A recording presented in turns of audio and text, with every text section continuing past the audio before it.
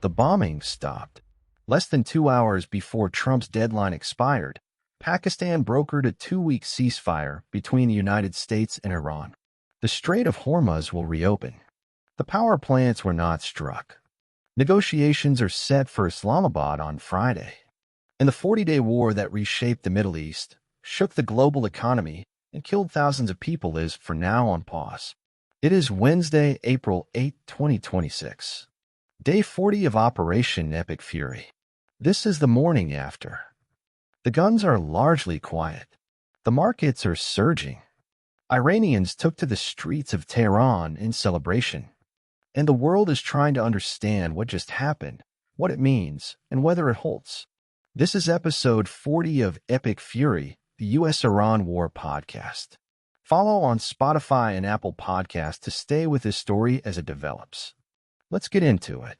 Start with the sequence of events that produced the ceasefire, because the final hours of Tuesday were as dramatic as anything this conflict has produced.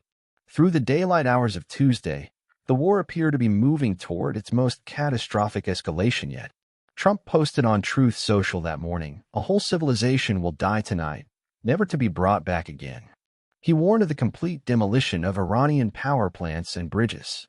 Hegseth had said the day before, "Today will be the largest volume of strikes since day one. Tomorrow, even more than today." Iranians formed human chains around power plants. Iran's Deputy Minister of Youth and Sports called on the country's young people to shield the infrastructure with their bodies. The deadline, 8 in the evening Eastern Time, was approaching. The image that defined the final hours before the ceasefire came from Iran's state news agency Fars. It showed a human chain forming in front of the Kazan combined cycle power plant in southwest Iran.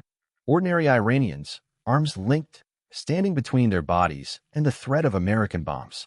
Iran's Deputy Minister of Youth and Sports had called on the country's young people to form a national campaign he described as Iranian youth's human chain for a bright tomorrow. The image of civilians physically placing themselves in front of infrastructure that a foreign government had threatened to destroy was broadcast globally and became a defining visual of a conflict whose defining question was always this: what is a nation that cannot win militarily do to survive? The answer on Tuesday afternoon was to stand in front of its power plants and wait. Then Pakistan moved.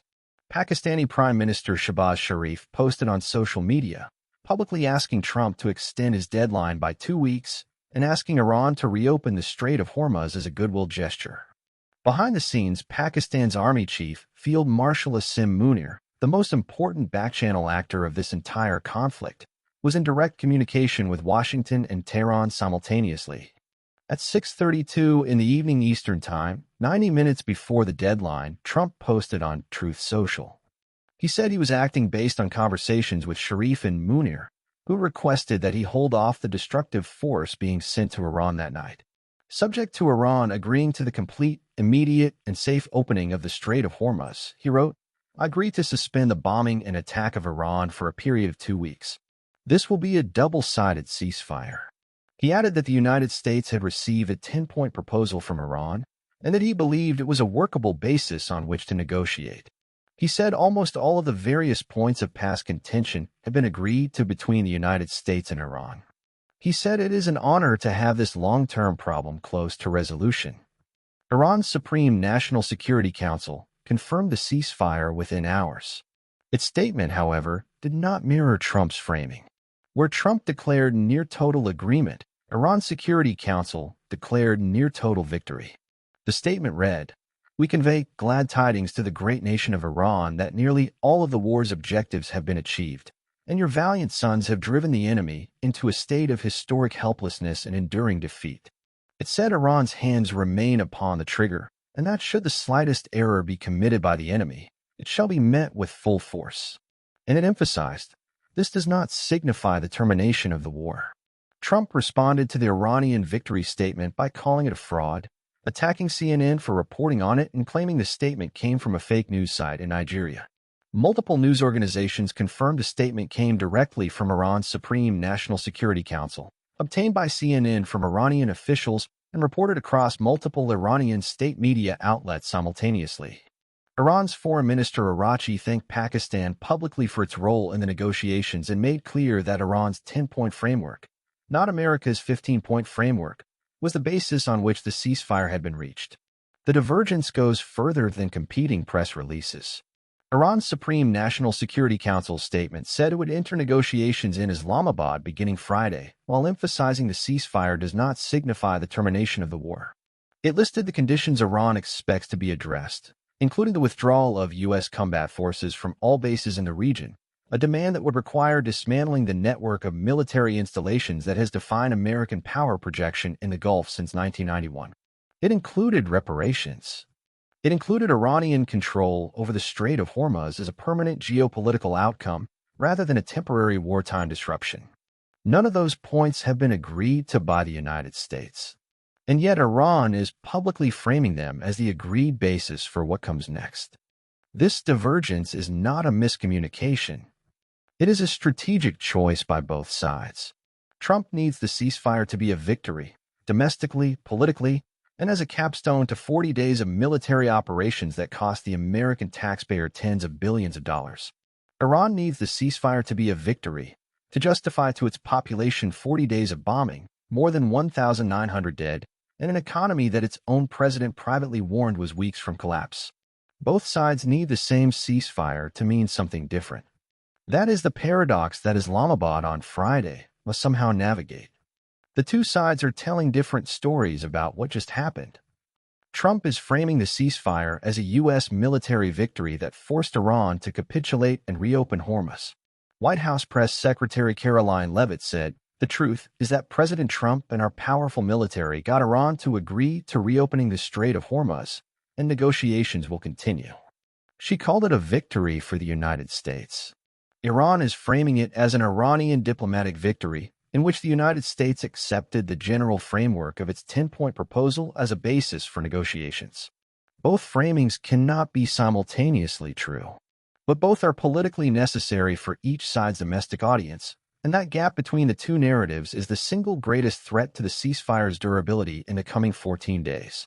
When Iranian officials arrive in Islamabad on Friday and American officials arrive in Islamabad on Friday, they will be sitting across the table from each other, having told their own populations fundamentally incompatible stories about what the past 40 days achieved.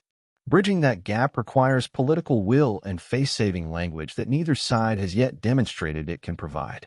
Iran's Foreign Minister Araghchi confirmed that safe passage through the Strait of Hormuz will be possible via coordination with Iran's armed forces and with due consideration of technical limitations. That phrase, technical limitations, is doing significant work. Before the war, more than 100 ships a day transited the strait under a decades-old traffic separation system with no publicly acknowledged limitations. The reference to technical limitations is Iran reserving the right to manage the reopening on its own terms and timeline. Reports from Iran's semi-official Tasnim news agency indicate that Iran and Oman plan to charge transit fees during the ceasefire window, funds earmarked for reconstruction, with fees reportedly as high as $2 million per vessel. Markets did not wait for those details. The international oil price benchmark fell 13% on Tuesday night, the largest single-day oil price drop in years. S&P 500 futures indicated the stock index could open up more than 2% on Wednesday morning. The economic relief that 40 days of this war had denied the global economy arrived in a single evening. But Eurasia Group had warned that even a swift ceasefire would not immediately reverse the energy supply damage this war has caused. It would take several months to repair oil refineries and other energy infrastructure in the Persian Gulf, and shipping companies would need at least 2 months to resume normal operations. The 13% oil price drop reflects the market's relief at the ceasefire announcement. It does not yet reflect a full resumption of Hormuz traffic, because that traffic has not yet resumed. Before the war, over 100 ships transited the strait daily. In the weeks before the ceasefire, maritime tracking data showed only about 5% of that pre-war volume still getting through, with ships paying fees as high as $2 million per vessel and insurance premiums at 6-year highs. Restoring anything close to pre-war traffic levels will require Iran to formally lift its blockade, shipping companies to resume bookings, insurers to lower premiums, and tanker operators to trust that the ceasefire holds. Each of those steps takes time. Whether that relief is sustained depends entirely on whether the strait reopens fully, quickly, and durably. The Islamabad talks are scheduled for Friday, April 10th. Pakistan Prime Minister Sharif has invited delegations from both the United States and Iran to negotiate toward a conclusive agreement to settle all disputes. Pakistan was the most effective intermediary throughout this conflict. The country that shares a long border and cultural and religious ties with Iran, hosts the largest Shia Muslim population outside Iran, does not host U.S. military bases, and has not been targeted by Iranian missiles. Pakistan has also re-emerged as an important U.S. partner during Trump's second term, partly because of the enormous trove of rare earths and critical minerals it is believed to hold, a convergence of interests that gave Islamabad unusual leverage with Washington at precisely the moment when that leverage was needed to stop a war. Sharif's public intervention on Tuesday was the visible tip of weeks of back-channel work by Munir that created the conditions under which Trump could announce a ceasefire and frame it as a win. Its emergence as the venue for the first direct U.S.-Iran talks of this entire conflict is not accidental. It is the culmination of that work and of the remarkable judgment of two Pakistani leaders who chose the right moment to step in. The 10-point Iranian proposal that Trump called a workable basis contains terms the United States has not agreed to and almost certainly cannot accept in their current form. The gap between Iran treating its 10 points as the agreed foundation for peace and the United States treating those same points as merely a starting position is the negotiating chasm that Islamabad on Friday must begin to bridge. That chasm is not narrow. Israel presents the most immediate complication. Netanyahu's office confirmed Israel supports the 2-week ceasefire in relation to Iran, but stated explicitly that it does not include Lebanon. Pakistan Sharif had announced the ceasefire as applying everywhere, including Lebanon, effective immediately. Those two statements are directly contradictory. Hezbollah said it had halted attacks on Israel and on Israeli soldiers in Lebanon, a significant statement, since Hezbollah's own decision to stand down is not automatic or guaranteed simply because Iran's Supreme National Security Council issued a ceasefire confirmation in Tehran. Hezbollah operates with strategic autonomy, even within the broader Iranian axis.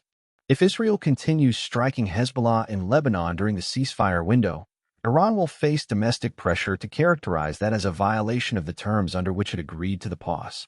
The Lebanon ambiguity is not a footnote to the ceasefire. It is potentially its most immediate fault line.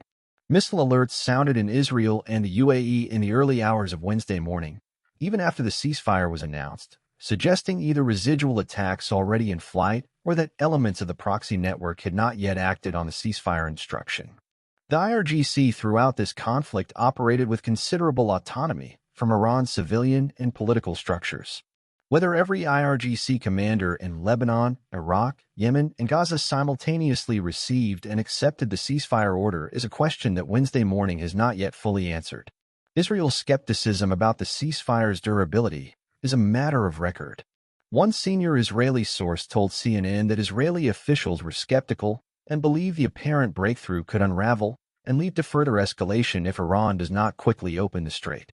Senator Lindsey Graham said he is extremely cautious about what is fact or fiction in the current state of the ceasefire.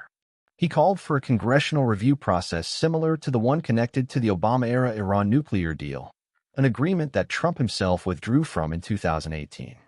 That comparison is not a reassuring analogy for a ceasefire's longevity. An American journalist, Shelley Kittleson, who had been abducted by an Iranian-backed militia in Baghdad a week earlier, was released on Tuesday. Her release came alongside the ceasefire announcement, whether as part of the diplomatic package or as a separate gesture of good faith is not confirmed. It is one further human dimension of a conflict whose humanitarian toll has been vast. The international reaction to the ceasefire was swift and largely welcoming, though hedged. German Chancellor Friedrich Merz hailed the ceasefire and thanked Pakistan for its mediating role. Ukraine's foreign minister called for similar American decisiveness in addressing Russia's war. New Zealand's foreign minister welcomed the truce but said much more needed to be done. Iraq's Ministry of Foreign Affairs stressed the need for full commitment from both parties. The world's governments reacted to the ceasefire announcement the way governments react to fragile things, with relief qualified by awareness that it could still break. What is unambiguously true is this: the Strait of Hormuz will reopen, at least partially, for the first time since February 28th. Oil fell 13% in a single evening. Two delegations, American and Iranian, will sit in the same room in Islamabad on Friday for the first time in this conflict. The 40-day air campaign struck more than 7,800 Iranian targets, conducted more than 8,000 combat flights, and damaged or destroyed more than 120 Iranian ships. The United States and Israel achieved every stated military objective within the first 2 weeks. Iran's air defenses were largely dismantled. Its nuclear sites were repeatedly struck. Its naval capacity was destroyed. Its senior military leadership was killed. And yet Iran is still standing, still claiming victory, and still demanding conditions that no American administration could accept. The 40 days did not resolve the underlying conflict. They created the conditions under which both sides could pause it. But a 2-week ceasefire is not a peace deal. It is a pause. The war killed more than 1,900 Iranians, more than 1,500 Lebanese, 13 Americans, and produced casualties across 9 countries. More than 80,000 civilian units were damaged across Iran. Hospitals were struck. Schools were struck. A synagogue was destroyed. The Strait of Hormuz was closed for 40 days, the longest closure of that waterway in its modern history, producing an energy supply shock the IEA described as the largest since the 1970s oil crisis. By mid-March, the cost of the U.S. military alone had been estimated at $18 billion. The cost to Arab countries exceeded $120 billion. By the 40th day, this had become one of the most economically destructive conflicts of the 21st century. The underlying disputes that produced it, Iran's nuclear program, its missile arsenal, its proxy network, the U.S. military presence in the Gulf, have not been resolved. And Iran's Supreme National Security Council has been explicit. Our hands remain upon the trigger. The most significant unanswered question of the ceasefire is the same question that has defined this conflict from its opening hour. Who in Iran has the authority to make and keep a deal? The IRGC barred the civilian government from negotiations throughout this war. The ceasefire statement was confirmed by Supreme Leader Mojtaba Khamenei, himself only weeks in power following his father's assassination. The Islamabad talks will reveal whether Iran's negotiating position is being driven by the civilian foreign ministry, the IRGC's strategic calculus, or Khamenei himself. That answer will determine whether Islamabad produces a durable framework or collapses into the same cycle of ultimatum and extension that defined the past 3 weeks. For the United States, the United Kingdom, and Australia, the ceasefire is an enormous and immediate relief. Oil fell 13%. Gas prices will begin falling as the strait reopens. Trump is framing this as a decisive military and diplomatic victory. The rescue of the F-15E colonel, and now a ceasefire, give him 2 consecutive major political wins in 3 days. In Britain, the prospect of LNG supply normalization will relieve household energy bills that have been rising since late February. In Australia, petrol prices will begin to fall, and the free public transport programs introduced by Victoria and Tasmania to absorb the fuel cost shock may no longer be needed. 4 Gulf states, Saudi Arabia, Kuwait, the UAE, Qatar, and Bahrain, the ceasefire brings immediate relief from the relentless missile and drone attacks that had been degrading their infrastructure, closing their causeways, and forcing their populations to live under missile alert cycles for 40 days. For the world shipping industry, the ceasefire is the beginning of the process of reopening the world's most important commercial waterway, though the process will take months to complete rather than days. This is where this story stands on the morning of day 40. The bombs have paused. The strait will reopen. The markets have surged. Iranians celebrated in the streets of Tehran. An American journalist held by an Iranian-backed militia in Baghdad for a week has been released. The Islamabad talks are 3 days away, and the most important 2 weeks in this conflict, in which the war either transitions toward a durable peace or resumes with the next round of ultimatums and exchanges, begin now. The ceasefire is fragile, contested in its interpretation by both sides, complicated by Israel's Lebanon carve-out, uncertain in its implementation, and surrounded by forces on multiple sides that have their own agendas and their own triggers. But it is a ceasefire. And on the 40th morning of this war, that is the most consequential fact in the world. If this podcast is helping you make sense of what is happening, please take 30 seconds to leave a review on Spotify or Apple Podcasts. It makes an enormous difference to how many people find the show. This has been episode 40 of Epic Fury, the U.S.-Iran War podcast. 40 days. A ceasefire. The strait reopens. Islamabad on Friday. The war is paused. Whether that pause becomes peace is the question this podcast will keep following. We will be back very soon.